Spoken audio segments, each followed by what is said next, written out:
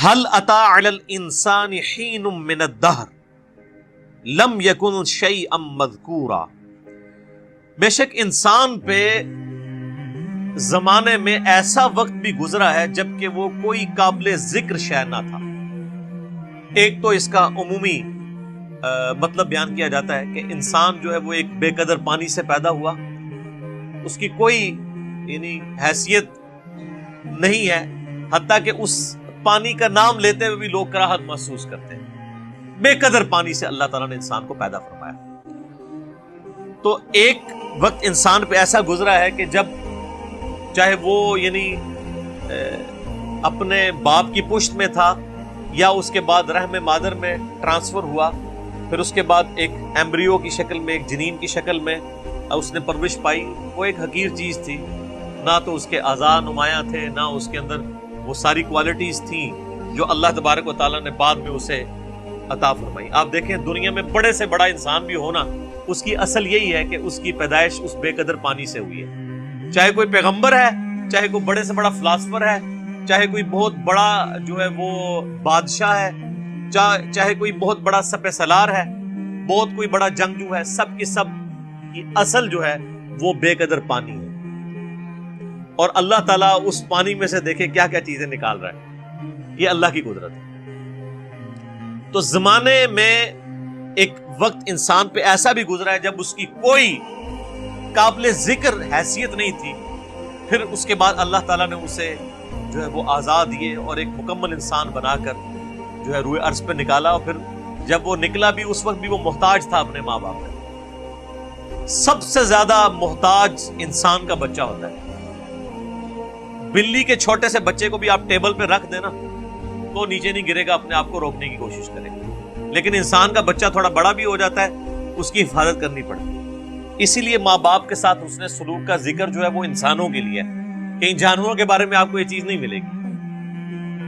اللہ تعالیٰ نے کو پیدا ہوتے ہی انڈیپینڈنٹ بنایا ہے.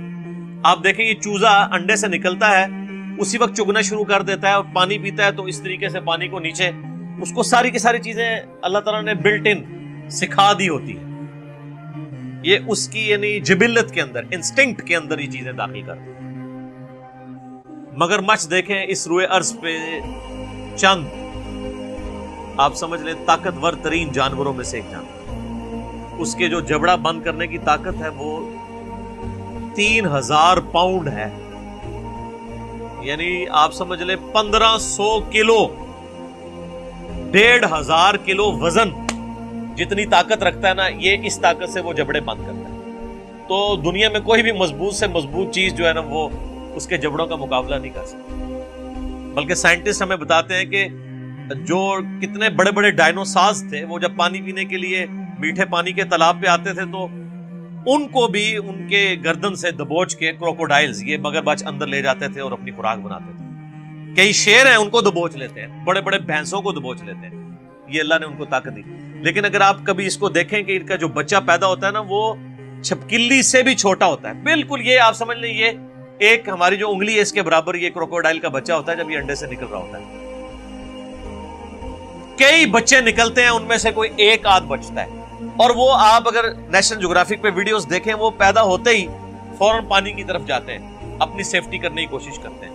ان میں سے کئی ایک بچے جو ہیں وہ چیل اور کوے اور کئی اور پرندے ان کو اچک لیتے ہیں، اپنی چونچ کے ساتھ اپنی خوراک بنا لیتے ہیں، ہوتے ہی چھوٹے سے.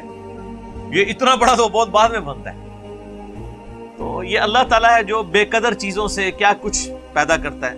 انسان جو اللہ تعالیٰ کی کریشن کا کلائمیکس ہے، اس کے بارے میں اللہ فرماتا ہے کہ اس پہ بھی ایک بہت عرصہ ایسا گزرا ہے کہ بے قدر یہ چیز تھا، اس کی کوئی حیثیت نہیں تھی.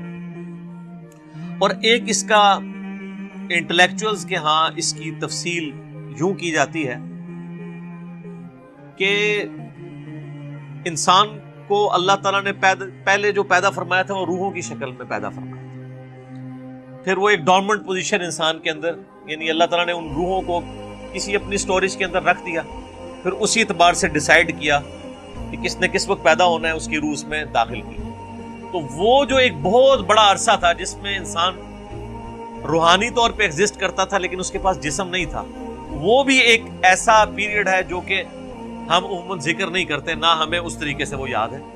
اللہ تعالیٰ نے ہماری روحوں سے عہد لیا تھا الست بربکم، سب روحوں نے کہا تھا قالوا بلا، لیکن ہمیں وہ چیز یاد نہیں ہے، لیکن ہم پہ وہ پیریڈ گزرا ہے۔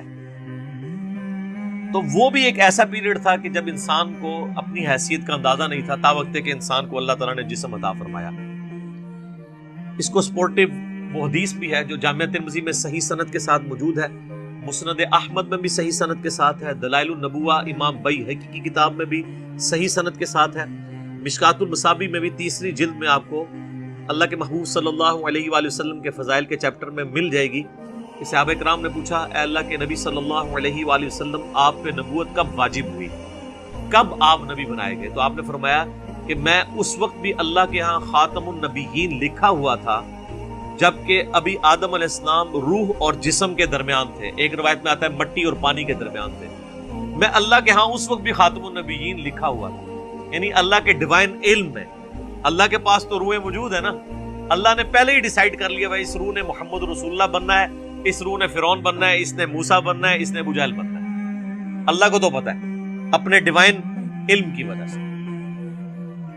تو وہ ایک جو پیریڈ ہے وہ ہمیں یاد نہیں ہے، اس وقت ہم کوئی قابل ذکر شے نہیں تھے، جب تک کہ دیکھیں جب تک فرعون دنیا میں آیا نہیں ہے اس وقت تک اس کی فرعونیت سے لوگ انٹروڈیوس تو نہیں ہوئے، اللہ کے ہاں تو وہ روح کی شکل میں موجود تھا۔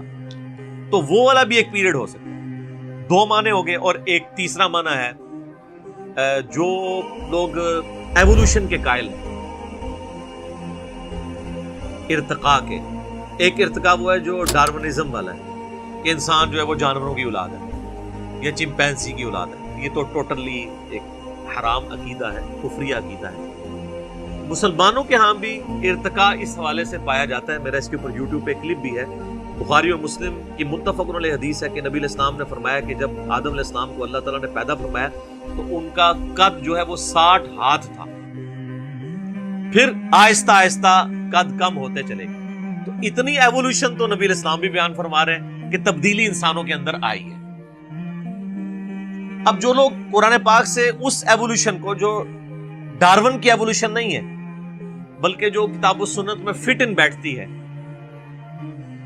جس طرح کہ سورہ آل عمران میں بھی آتا ہے کہ ہم نے حضرت آدم علیہ السلام کو چن لیا، اور اسی طریقے سے سیدنا عمران کے بارے میں آتا ہے ان کی اولاد کو ان کو چن لیا، یعنی نبوت کے لیے۔ تو وہ کہتے ہیں آدم علیہ السلام کو بھی اللہ نے چنا ہے۔ تو چناؤ اسی وقت ہوتا ہے جب ایک سے زیادہ آدم ایگزسٹ کرتے ہوں، ان میں سے کسی ایک کو چن کے اللہ تعالیٰ نے ہمارا جد امجد بنا دیا اور اس کو ایسا سلیکٹ کیا کہ اس سے آگے نسل چلائی۔ تو وہ بھی ان آیات سے، یہ میں آپ کو اسکول آف تھاٹ بتا رہا ہوں، میں یہ نہیں کہہ رہا کہ یہ عقیدہ ہے، جو ایگریڈ اپون عقائد ہیں وہ تو پہلے دو ہی ہیں، لیکن یہ بھی جو لوگ ان معاملات میں قائل ہیں وہ اس سے لیتے ہیں کہ انسان پہ ایک بہت بڑا پیریڈ ایسا بھی گزرا ہے جب تک کہ وہ اللہ تعالیٰ نے آدم علیہ السلام کو اس طریقے سے ایوالو نہیں کیا تھا۔ انسان تو آباد تھے دنیا میں، لیکن انہی میں سے پھر ایک کو چنا خاص طور پہ، حضرت آدم علیہ السلام کو، ان میں اپنی روح پھونکی۔ پہلے ایک زندگی تو تھی، آپ دیکھیں جانوروں میں بھی زندگی ہے لیکن روح نہیں ہے، بندر کے اندر روح نہیں ہے، زندگی ہے۔ یہ روح جو ہے یہ اللہ تعالیٰ نے انسان کی خصوصیت بنائی ہے۔ وَنَفَخْتُ فِيهِ مِن رُوحِي، جب میں اس میں اپنی روح پھونک دوں پھر تم سجدے میں گر پڑنا۔ یہ اللہ تعالیٰ کا خاص امر ہے جو انسان کے ساتھ خاص ہے، اللہ کی مخلوق ہے روح۔ تو کہتے ہیں جو پہلے انسان ایگزسٹ کرتے تھے نا، وہ صرف جان والے انسان تھے، ان میں اللہ تعالیٰ نے اپنی روح نہیں پھونکی تھی، ان میں سے ایک شخص کو اللہ نے چوز کیا، اور وہ ہمارا پہلا جد امجد، ہمارا باپ سیدنا آدم علیہ السلام۔ پھر ان کی دیکھیں اس میں بھی ایک ایوولوشن، یہ تو آپ دیکھ لیں کہ بخاری مسلم میں حدیث تو بالکل واضح ہے، ویسے سورہ نساء کے شروع میں بھی آتا ہے کہ اسی سے اس کا جوڑا بنایا حضرت آدم سے، اور بخاری مسلم میں آتا ہے کہ وہ ٹیڑھی پسلی سے پیدا ہوئے۔ تو یہ بھی دیکھیں ایک انسان میں سے دوسرا انسان نکلا ہے، مرد میں سے اللہ تعالیٰ نے اس کے جوڑے کو پیدا کیا، سیدہ جو ہے حوا سلام اللہ علیہا کو۔ تو جو لوگ اس ایوولوشن کو مانتے ہیں، جو یعنی ڈارون والی نہیں بلکہ اللہ کو آپ جب بھی کسی معاملے میں داخل کر لیں تو وہ پھر چیز کے اوپر آپ کفر کا فتویٰ تو نہیں لگا سکتے۔ اللہ چاہے تو یہ معاملات کر سکتا ہے کہ انسانوں میں سے ایک انسان کو چوز کیا اور اس کو اس کے اندر اپنی روح پھونکی۔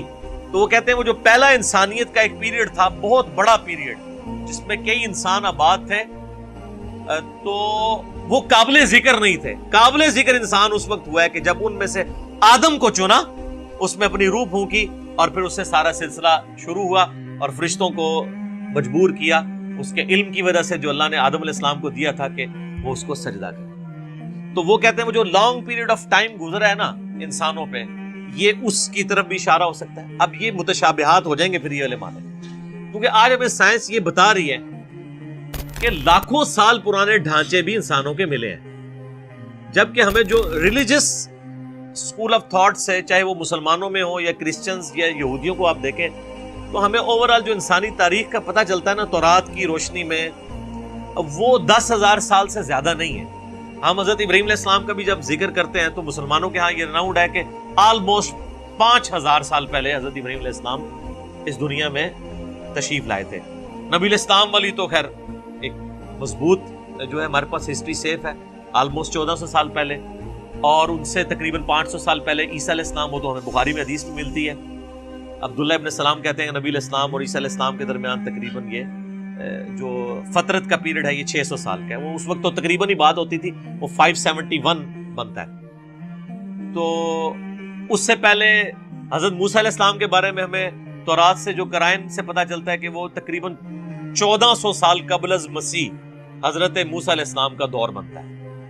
تو اس طرح نون جو ہمارے پاس تاریخ ہے اس میں تو 10,000 سال سے پرانی تاریخ نہیں ملتی, اور یہ اکثر لوگ اعتراض بھی اس حوالے سے کر رہے ہوتے ہیں ریلیجن کے اوپر, کہ بھی ریلیجن تو بتاتا ہے کہ جی انسان کی اس روئے ارض پہ جو زندگی ہے وہ 10,000 سال سے زیادہ پرانی نہیں ہے, جبکہ آج ہمیں جو ہے وہ کاربن ڈیٹنگ کے ذریعے ہم پرانے ڈھانچوں کی ڈیٹس بھی نکال سکتے ہیں کہ یہ کتنی پرانی تھی. تو وہ تو لاکھوں سال پرانے انسانی ڈھانچے بھی اس روئے ارض میں فاسلز کی فارم میں ملے ہیں. تو پھر وہ کون سے انسان تھے؟ تو پھر وہ لوگ جو اس آیت سے دلیل پکڑتے ہیں ایوولوشن کی, اور وہ یہ کہتے ہیں کہ وہ جو انسان آباد تھے وہ قابل ذکر انسان نہیں تھے جب تک کہ ان میں سے حضرت آدم کو نہیں چن لیا گیا. اور حضرت آدم کے چننے کا ذکر بھی سورہ آل عمران میں کہ ہم نے آدم کو چن لیا. تو وہ جو دوسرے لوگ ہیں وہ کہتے ہیں چنا کس میں سے؟ چنا اسی وقت جاتا ہے جب ایک سے زیادہ آدم موجود تھے. یہ میں آپ کو, اور یہ وہ یعنی پوائنٹ آف ویو ہے جو ڈاکٹر سراج صاحب رحمہ اللہ تعالی بھی اس کے قائل تھے.